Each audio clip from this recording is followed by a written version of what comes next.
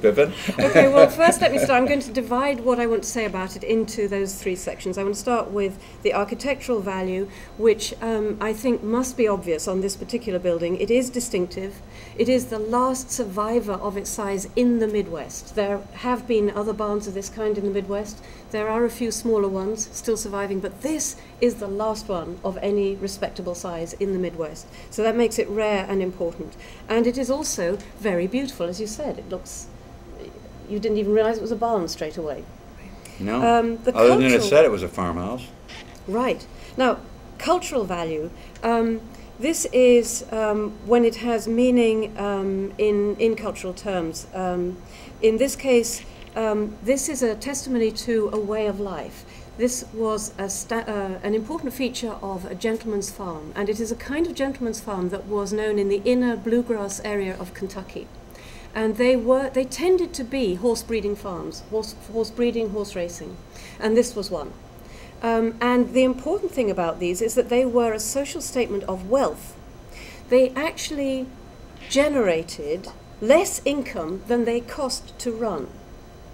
And they were funded actually by the owner's industrial enterprise. In this case, we're talking Plinkett, a big local brewer, Ernst Plinkett.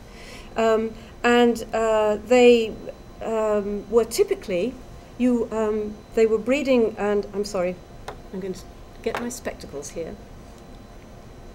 Breeding and racehorse farms. The barns in the bluegrass area were actually known as palaces or cathedrals. They are almost Disney-esque, so you will recognize them by their ventilation cupolas that look like church steeples.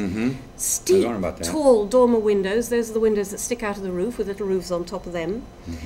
Cross gables, wrap-around walkways. They're beautiful things. Sliding double doors, Palladian windows. Those are the windows with 3 arches, or 1 central arch and 2 squares on the side.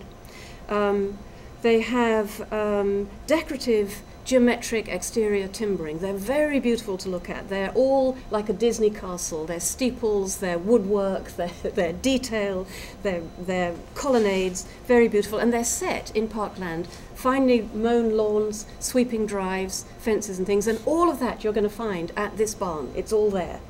And the whole point is to say, look, what a wealthy person I am. Now, the historic value is that it's a testimony to an age when Racine was a thriving enterprise capital in Wisconsin. Gentlemen's farms need company. The owners would entertain each other lavishly, they would give each other tours, they would boast about what they'd achieved. So this was not the only one in Racine. Case had one, for instance, but it doesn't survive, and there were others. It is also a testimony to a man, Ernst Plinkett. He announced the building of it. He announced everything he did. He wanted everyone to know about him. He was a significant brewery giant. He was hugely wealthy, but he paled into insignificance against Case. His brewery was begun in about 1880. His barn was built in 1889, this one that we're going to look at. He has a practice track to go with it 2 miles away. Conceivably, he was somehow related to Johann Adam Plinkett of Milwaukee, who trained at the same Frankfurt breweries academy in Germany before they came to America. And this Plinkett married into the Pabst family, which is another brewing family in Milwaukee. And this Plinkett had breweries in Red River, Superior, Milwaukee, and for 1 year also in Racine. Now conceivably they're related, but we don't know yet. We haven't actually pinned that down. So this barn has beauty, it has rarity, it is a unique survivor, it is a testimony to a way of life, it is a testimony to history. It has every reason, it has architectural value, it has every reason to be preserved. So well, that's very interesting. So Monsanto can relax. There's still a need for them. This wasn't all done through farming. In other words, he was a brewer. It was likely a tax write-off. Yeah, and a show-off. It was a social statement. Well, yes. The income tax didn't come around until 1913. Well, then it was the equivalent. Yeah, so he was probably. In those days, you could brag about your money. Nowadays, you can't. Nowadays, if you're well, it's a whole different story. We won't worry about that right now. And anyway, that's very interesting. And here's the point, folks.